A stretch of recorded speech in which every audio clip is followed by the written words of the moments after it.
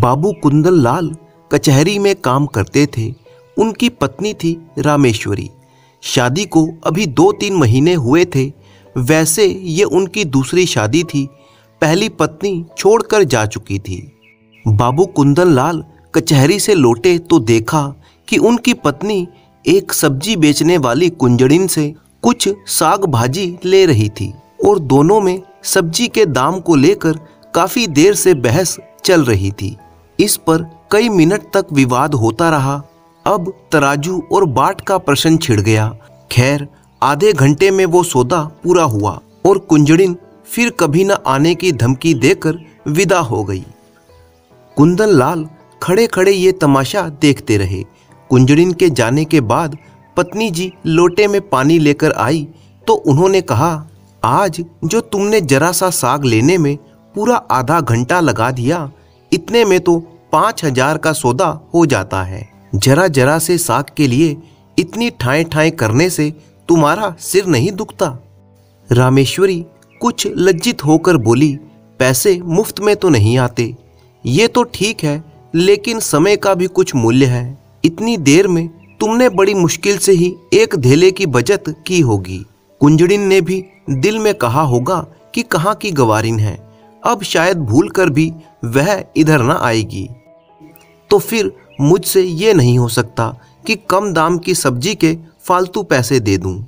इतनी देर में तो तुमने कम से कम 10 पन्ने पढ़ लिए होते। कल तुम घर में काम करने वाली महरी से भी घंटों सिर मार रही थी। परसों दूध वाले के साथ घंटों शास्त्रार्थ किया। जिंदगी क्या इन्हीं बातों में खर्च करने के लिए दी गई है?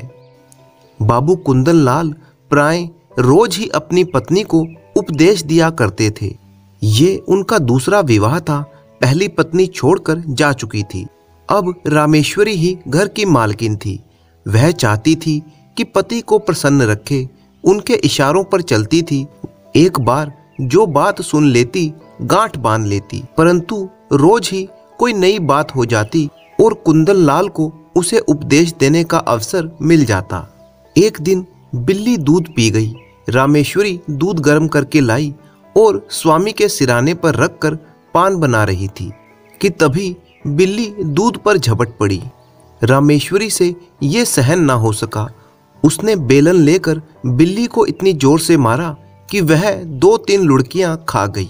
कुंदन लाल बोले, अरे जो वो मर जाती तो? रामेश्वरी ने कहा, तो मेरा दूध क्यों पी गई? उसे मारने से दूध मिल तो नहीं गया। जब कोई नुकसान कर देता है तो उस पर क्रोध तो आता ही है।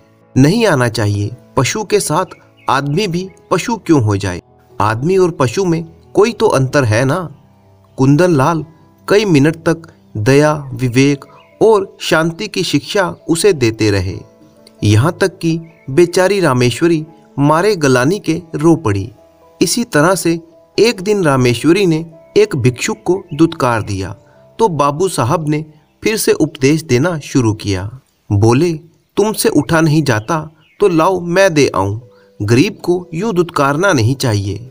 रामेश्वरी ने त्योरियां चढ़ाते हुए कहा, यहाँ पर तो दिन भर भिखारियों का तांता लगा रहता है।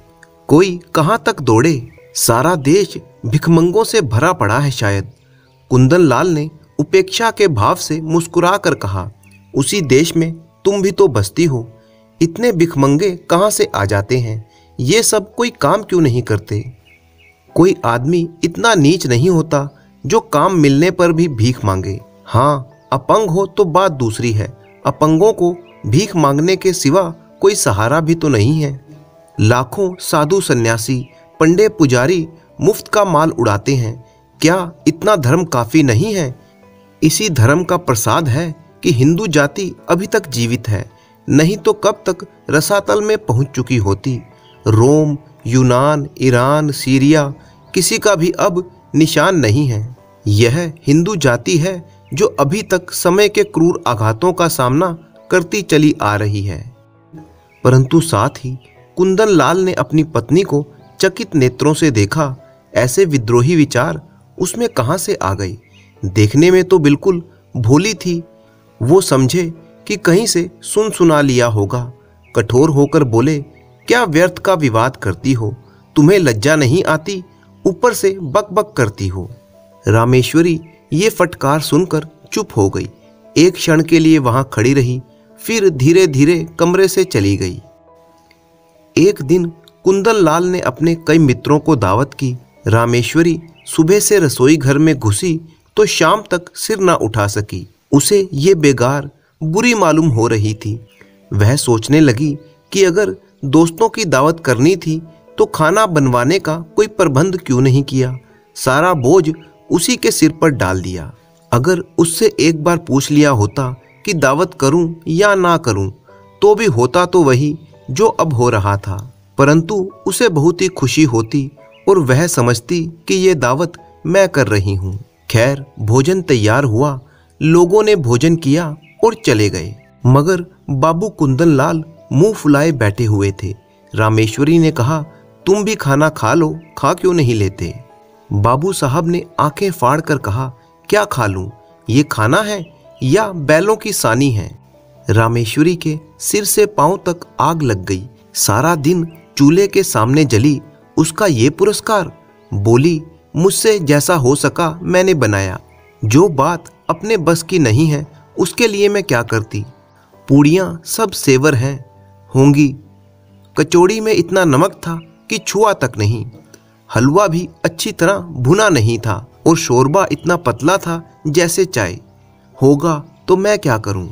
अरे, स्त्री का पहला धर्म यह है कि वह रसोई का काम करने में बहुत चतुर हो।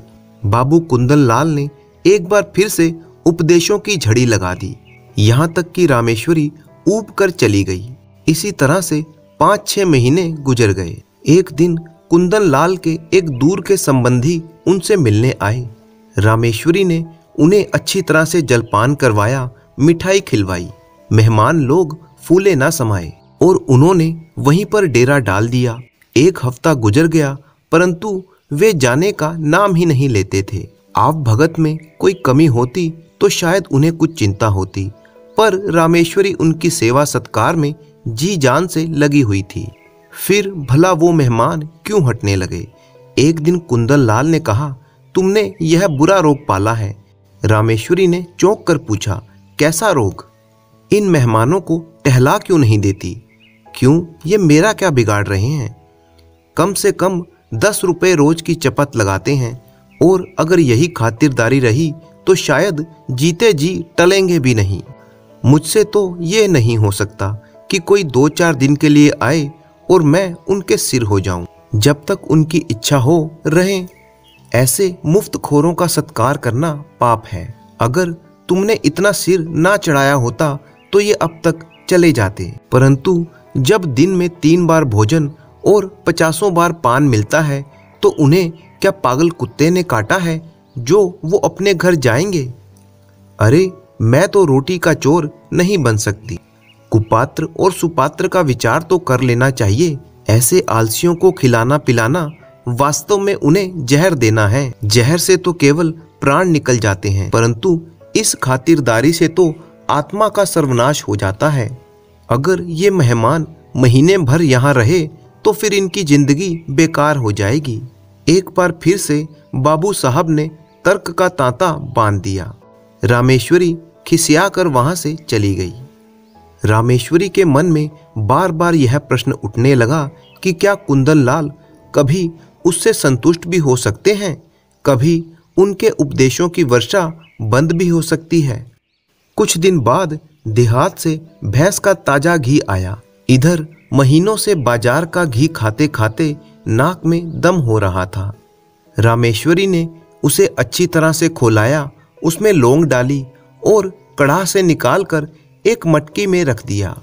उसकी सौंधी सौंधी सुगंध से सारा घर महक रहा था। काम करने वाली महरी चौका बर्तन करने आई तो उसने चाहा कि मटकी चौके से उठाकर छींके या आले पर रख दे, परंतु संयोग की बात है उसने मटकी उठाई तो वह उसके हाथ से छूटकर गिर पड़ी। सारा घी बह गया। धमाका सुनकर रामेश्वरी दौड़ी तो महरी खड़ी हुई रो रही थी और मटकी चूर चूर हो गई थी। रामेश्वरी तड़प कर बोली, मटकी कैसे टूट गई? मैं तेरी मजदूरी से काट लूंगी। राम राम, सारा घी मिट्टी में मिला दिया। तेरी आंखें फूट गई थी क्या? हाथों में दम नहीं था क्या? इतनी दूर से मंगवाया था, इतनी मेहनत से गर्म किया था, अब खड़ी क्या है? जा अपना काम कर। महरी ने आंसू पोंछकर कहा, बहू जी अब तो चूक हो गई, चाहे मजदूरी काटो या जान से मारो। मैंने तो सोचा उठाकर आले में रखूं तो फिर चौका लगाऊं। मैं क्या जानती थी कि भाग्य में क्या लिखा है। ना जाने किसका मुंह देखकर उठी थी। मैं कुछ नहीं जानती, सब रुपए तेरी मजदूरी से वसूल करूंगी। मर जाऊंगी सरकार, कहीं एक पैसे का ठिकाना नहीं है। मर जा या जी जा, मैं कुछ नहीं जानती। महरी ने 1 मिनट तक कुछ सोचा और फिर बोली, अच्छा काट लीजिएगा सरकार, आपसे सब्र नहीं होता तो मैं सब्र कर लूंगी। यही ना होगा कि भूखे मर जाऊंगी। जी कर भी कौन सा सुख भोग रही हूँ जो मरने से डरूं। समझ लूंगी कि 1 महीना कोई काम नहीं किया, आदमी से बड़ा बड़ा नुकसान हो जाता है। यह तो सिर्फ घी ही था। रामेश्वरी को एक ही क्षण में महरी पर दया आ गई और बोली, तू भूखी मर जाएगी तो मेरा काम कौन करेगा? काम करना होगा तो खिलाइएगा, ना करना होगा तो भूखे मारिएगा। आज से आकर आपके ही द्वार पर सोया करूंगी। सच कहती हूँ, आज तूने बड़ा नुकसान कर डाला। मैं तो खुद पछता रही हूँ सरकार। अब जा गोबर से चौका लीप दे, मटकी के टुकड़े दूर फेंक दे और बाजार से घी लेती आ। महरी ने खुश होकर चौका गोबर से लीपा और मटकी के टुकड़े बटोर ही रही थी कि कुंदन लाल आ गए और हांडी टूटी हुई देखकर बोले, ये हांडी कैसे टूट गई? रामेश्वरी ने कहा, महरी उठाकर ऊपर रख रही थी, उसके हाथ से छूट पड़ी। कुंदन लाल ने चिल्लाकर कहा, तो क्या सारा घी बह गया? हाँ वो तो बह गया। तुमने महरी से कुछ कहा नहीं? क्या कहती, उसने जानबूझकर तो गिराया नहीं था। ये नुकसान कौन उठाएगा? हम उठाएंगे, और कौन उठाएगा? अगर मेरे ही हाथ से छूट जाता तो क्या हाथ काट लेती? कुंदन लाल ने होंठ चबाकर कहा, तुम्हारी कोई बात मेरी समझ में नहीं आती। जिसने नुकसान किया है उससे वसूल करना चाहिए, यही ईश्वर का नियम है। आंख की जगह आंख और प्राण के बदले प्राण। अगर दंड का विधान संसार से उठ जाए तो यहाँ कौन रहेगा? हत्यारे दिन दहाड़े लोगों का गला काटने लगे। दंड से ही समाज की मर्यादा कायम है। जिस दिन दंड ना रहेगा संसार ना रहेगा। इसीलिए उसे दंड देना आवश्यक है। ये रुपए महरी को ही देने पड़ेंगे, उसकी मजदूरी काटनी पड़ेगी। नहीं तो आज उसने घी का घड़ा लुढ़का दिया, कल कोई और नुकसान कर देगी। रामेश्वरी ने डरते डरते कहा, मैंने तो उसे क्षमा कर दिया। कुंदन लाल ने आंखें निकाल कर कहा, लेकिन मैं क्षमा नहीं कर सकता। महरी द्वार पर खड़ी ये विवाद सुन रही थी। जब उसने देखा कि कुंदन लाल का क्रोध बढ़ता जाता है और मेरे कारण रामेश्वरी को घुड़कियां सुननी पड़ रही हैं, तो वह सामने जाकर बोली, बाबूजी अब तो कसूर हो गया, अब आप ये सब रुपए मेरी मजदूरी से काट लीजिएगा। रुपए अभी मेरे पास नहीं है, नहीं तो लाकर आपके हाथ पर रख देती। रामेश्वरी ने उसे घुड़क कर कहा, जा भाग यहाँ से, तू क्या करने आई है? बड़ी रुपया वाली बनी है। कुंदन लाल ने पत्नी की ओर कठोर नेत्रों से देखकर कहा, तुम उसकी क्यों वकालत कर रही हो? यह मोटी सी बात है और इसे बच्चा भी समझता है कि जो नुकसान करता है उसे दंड भोगना पड़ता है। मैं 5 रुपए का नुकसान क्यों उठाऊं बेवजह? क्यों नहीं इसने मटके को संभाल कर पकड़ा? क्यों इतनी जल्दबाजी की? क्यों तुम्हें बुलाकर मदद नहीं ली? ये साफ साफ इसी की लापरवाही है। ये कहते हुए कुंदन लाल बाहर चले गए। रामेश्वरी इस अपमान से आहत हो उठी। वह सोचती थी कि डांटना ही था तो कमरे में बुलाकर एकांत में डांटते। महरी के सामने उसे रुई की तरह ढूंढ डाला। उसकी समझ में न आता था कि यह किस स्वभाव के आदमी हैं। आज एक बात कहते हैं, कल उसी को काटते हैं, जैसे कोई झक्की आदमी हो। कहाँ तो दया और उदारता के अवतार बनते थे और कहाँ आज 5 रुपयों के लिए प्राण देने लगे हैं। अब मुझे भी अपना स्वभाव बदलना पड़ेगा। यह सब मेरे सीधे होने का फल है। इसका इलाज यही है कि ये एक कहें तो मैं 2 सुनाऊं। आखिर कब तक और कहां तक सहूं? कोई हद भी है। जब देखो डांटते रहते हैं। जिसके मिजाज का कुछ पता ही न हो उसका मैं क्या करूं। उस दिन जरा सा बिल्ली को मार दिया तो दया का उपदेश देने लगे। आज वह दया कहाँ पर गई। उनको ठीक करने का यही उपाय है कि जब वो कुछ बोलें तो समझ लूं कि कोई कुत्ता भौंक रहा है। नहीं नहीं, ऐसा क्यों करूं। ठीक यही रहेगा कि मैं अपने मन से कोई काम ही ना करूं, जो ये कहें वही करूं, ना जो भर कम ना जो भर ज्यादा। जब इन्हें मेरा कोई काम पसंद ही नहीं आता तो मुझे क्या कुत्ते ने काटा है जो बरबस ही अपनी टांग अड़ाऊं। बस यही ठीक है। वह पूरी रात इसी उधेड़ बुन में पड़ी रही। सवेरे कुंदन लाल नदी स्नान करने गए। लौटे तो 9 बज चुके थे। घर में जाकर देखा तो चौका बर्तन ना हुआ था। ये देखते ही उनके प्राण सूख गए। पूछा, क्या महरी नहीं आई? नहीं। तो फिर जो आपकी आज्ञा हो। यह तो बड़ी मुश्किल है। हाँ वो तो है। पड़ोस की महरी को क्यों ना बुला लिया? किसके हुक्म से बुलाती। अब आपका हुक्म है तो बुलाए लेती हूँ। अब बुलाओगी तो खाना कब बनेगा? 9 बज गए हैं और इतना तो तुम्हें अपनी अकल से ही काम लेना चाहिए था कि महरी नहीं आई तो पड़ोस वाली को बुला लूं। अगर उस वक्त सरकार पूछते कि दूसरी महरी क्यों बुलाई है तो क्या जवाब देती? अपनी अकल से काम लेना छोड़ दिया है मैंने। अब तुम्हारी ही अकल से काम करूंगी। मैं ये नहीं चाहती कि मुझे कोई आंखें दिखाए। अच्छा तो इस वक्त क्या होगा? जो हजूर का हुक्म हो। तुम मुझे बनाती हो। मेरी इतनी क्या मजाल कि मैं आपको बनाऊं। मैं तो आपकी दासी हूं, जो कहिएगा वही करूंगी। मैं तो जाता हूं, तुम्हारा जो जी चाहे करो। जाइए, मेरा जी कुछ नहीं चाहेगा और ना ही कुछ करूंगी। आखिर तुम खाओगे क्या? जो आप देंगे वही खा लूंगी। लाओ बाजार से पूड़ियां ला दूं। रामेश्वरी रुपया निकाल कर लाई। कुंदन लाल पूड़ियां लाए। इस वक्त काम चल गया। वो दफ्तर के लिए चले गए। लौट कर आए तो काफी देर हो गई थी। आते ही पूछा, महरी आई? नहीं। मैंने तो कहा था कि पड़ोस वाली को बुला लेना। बुलाया था, वह 5 रुपए महीना मांगती है तो 1 ही रुपए का फर्क था, क्यों नहीं रख लिया? मुझे ये हुक्म ना मिला था। मुझसे जवाब तलब होता कि 1 रुपया ज्यादा क्यों दे दिया। खर्च की किफायत पर उपदेश दिया जाता तो क्या करती? तुम बिल्कुल मूर्ख हो। तो क्या इस वक्त भोजन ना बनेगा? क्या करूं, मजबूरी है। कुंदन लाल सिर थाम कर चारपाई पर बैठ गए। यह तो नई विपत्ति गले पड़ गई। रामेश्वरी को 2-4 उल्टी सीधी सुनाई, लेकिन उसने मानो सुना ही नहीं। जब उनका कुछ बस ना चला तो महरी की तलाश में निकल पड़े। जिसके यहाँ भी जाते मालूम हुआ महरी काम करके चली गई है। आखिर में एक मजदूर मिला, उसे बुलाकर लाए। उसने 2 आने लिए और बर्तन धोकर चलता बना। रामेश्वरी ने कहा, भोजन क्या बनेगा? रोटी तरकारी बना लो, इसमें क्या कुछ आपत्ति है? तरकारी घर में नहीं है। दिन भर बैठी रही, तरकारी भी लेते ना बनी। अब इतनी रात गए, तरकारी कहाँ मिलेगी? मुझे तरकारी लेकर रखने का हुक्म ना मिला था। मैं पैसा धेला ज्यादा दे देती तो। कुंदन लाल ने विवशता से दांत पीस कर कहा, आखिर तुम चाहती क्या हो? रामेश्वरी ने शांत भाव से जवाब दिया, कुछ नहीं, केवल अपमान नहीं चाहती।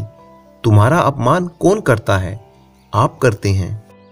तो मैं घर के मामले में कुछ भी ना बोलूं? आप ना बोलेंगे तो कौन बोलेगा? मैं तो केवल आपके हुक्म की ताबेदार हूं। वो रात दाल रोटी में कट गई। दोनों खा पी कर सोने के लिए चले गए। रामेश्वरी को तुरंत ही नींद आ गई। कुंदन लाल बड़ी देर तक करवटें बदलते रहे। वह सोचते, अगर रामेश्वरी इस तरह से सहयोग ना करेगी तो एक दिन भी काम ना चलेगा। आज ही बड़ी मुश्किल से भोजन मिला, इसकी समझ ही उल्टी है।